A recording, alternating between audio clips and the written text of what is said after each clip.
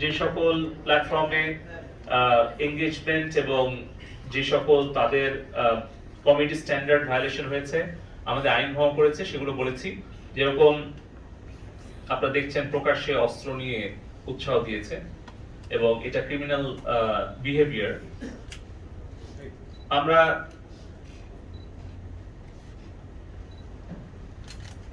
এই কন্টেন্ট গুলো আমরা ব্লক করতে বলেছিলাম, তারা দ্রুত ব্লক করেছে এবং আপনারা দেখছেন যে এখানে মিস ইনফরমেশন কিভাবে ছড়ানো হয়েছিল। টিকটকে তারা প্রচার করতে চেষ্টা করেছিল কিছু সংঘবদ্ধ সন্ত্রাসী, দেশ বিরোধী, হত্যাকারী সন্ত্রাসীরা। তারা কারণটা দেখুন যে এখানে বলছে যে বিজিবিতে ভারতীয় সৈনিকের উপস্থিতি, বাস্তব প্রমাণ দেখলেন তো। তো এখানে বিজিবির একজন সদস্যকে দেখানো হচ্ছে, সে আসলেই আমার মনে হচ্ছে এখানে একটা মাইক্রোফোনের মতো মনে হচ্ছে, কাছে থেকে যে নীল একটা, ও ওইটা অ্যারো না। তো যাই হোক, মানে এই ছবিটা দিয়ে যারা দুষ্কৃতিকারী এবং অপপ্রচারকারী, গুজব সৃষ্টিকারী, তারা বলছে আপনি চিন্তা করেন এরকম ধরনের মানে মিথ্যা একটা তথ্য এবং উপাত্ত তারা ছড়িয়ে দিচ্ছে, বলছে যে বিজিবিতে ভারতীয় সৈনিকের উপস্থিতি, বাস্তব প্রমাণ দেখলেন তো। আপনি বলেন যে কোন হিসাবে এটা অলরেডি কিন্তু ওখানে দেখা যাচ্ছে 31,000, ওইটা কিন্তু লাইক হয়ে গেছে, কমেন্টস আসছে 272টি, শেয়ার হয়েছে 2,400টি। চিন্তা করেন তাহলে কিভাবে এই মিথ্যা তথ্যটা ছড়িয়ে গেল অল্প সময়ের মধ্যে। আমরা এই কন্টেন্ট গুলোকেই ব্লক করতে বলেছি, এই অ্যাকাউন্ট গুলোকেই আমরা ব্লক করতে বলেছি, যেটা বাংলাদেশের আইন, বাংলাদেশের সংবিধান এবং টিকটকের নিজস্ব কমিউনিটি স্ট্যান্ডার্ডের ভায়োলেশন। এবং তারা এটা রেসপন্ড করেছে এবং দ্রুত তারা এটা ব্লক করেছে। এই যে আপনারা জানেন যে অনেকেই বলেছে মরে গেছে, তাদের নাম ছবি সোশ্যাল মিডিয়াতে দিয়েছে, ফেসবুকে, টিকটকে, কিন্তু পরে দেখা গেল যে 2 দিন পরে সে নিজে এসে আবার স্ট্যাটাস দিয়েছে যে আমি মরি নাই, আমি বেঁচে আছি। সো এরকম কিন্তু অনেকগুলো আসতেছে, কিন্তু এর ফলে কি হচ্ছে, এটা কিন্তু একটা মানুষের মধ্যে একটা অস্থিরতা তৈরি করছে, এটা উস্কানি। এগুলো আমরা বলেছি।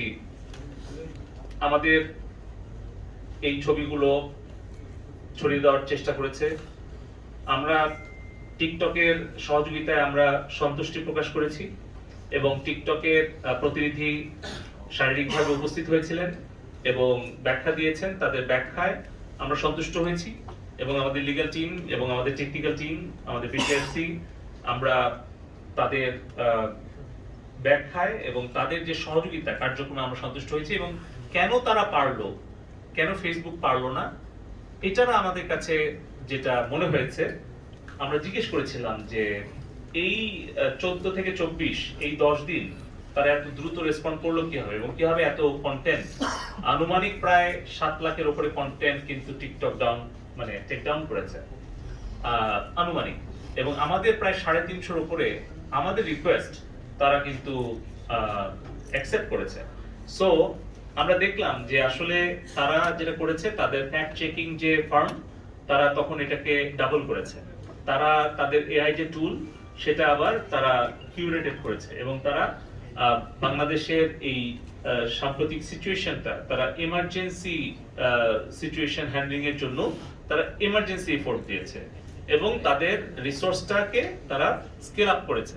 ফলে কিন্তু তারা এটা খুব দ্রুত সময়ের মধ্যে তারা এই ধরনের যেগুলো নাশকতা, উস্কানি দেয়, মিথ্যা তথ্য উপাত্ত, এগুলো কিন্তু তারা রিমুভ করতে পেরেছে এবং সেটার পার্সেন্টেজ মানে অল টুগেদার 67%-এর উপরে। তবে 18 তারিখে যেটা আসলে মূল উৎস ছিল, আপনারা জানেন যে যেই দিন আসলে ঘটনাটা খুব দ্রুত গুজবটা ছড়াচ্ছে, সেই দিন কিন্তু 100% আর কি মানে টেক ডাউন করেছে এবং রেসপন্ড করেছে। এবং 17 তারিখ, যেটা আরো বেশি জরুরি, যে আসলে ঘটনা ঘটার আগে একটা প্রিভেন্টিভ মেজার নাও, সেখানে তারা 40%, এবং তার কারণে আমরা তাদেরকে ধন্যবাদ জানিয়েছি এবং পাশাপাশি আমরা অনুরোধ করেছি ফেসবুক এবং টিকটককে যে যেন তারা বাংলাদেশে তাদের অফিসটা ওপেন করে এবং বাংলাদেশের যে ব্যবসার সম্ভাবনা তাদের আছে সেটাকে বিবেচনায় নিয়ে বাংলাদেশের স্পেসটাকে আমরা সাইবার স্পেসটাকে সকলের জন্য উন্মুক্ত রেখেছি, আমরা উন্মুক্ত রাখতে চাই এবং আমরা চাই তাদের আরো নতুন বিনিয়োগ বাংলাদেশে হোক, সেটা প্রযুক্তিগত বিনিয়োগ, আর্থিক বিনিয়োগ এবং পাশাপাশি বাংলাদেশে যাতে তাদের ডেটা সেন্টার, তাদের ডেভেলপমেন্ট সেন্টার, আর&ডি সেন্টার এবং অফিসটা যাতে ওপেন করে, যাতে আমরা বাংলাদেশ থেকে তাদেরকে সহযোগিতা করতে পারি, বাংলাদেশের ব্যবসা তারা বাড়াতে পারে, পাশাপাশি বাংলাদেশের অনেক ক্ষুদ্র মাঝারি উদ্যোক্তা আছেন, ফ্রিল্যান্সার আছেন, F commerce, e commerce, digital commerce উদ্যোক্তা আছেন, তারা কিন্তু এই সকল প্ল্যাটফর্মের উপরে অনেকটা নির্ভরশীল। অতএব আমরা একসাথে মিলেই 41 সালে একটি উন্নত, সমৃদ্ধ, নিরাপদ একটি স্মার্ট বাংলাদেশ গড়ে তুলতে চাই। এটাই ছিল আজকে আমাদের আলোচনা বিষয়বস্তু।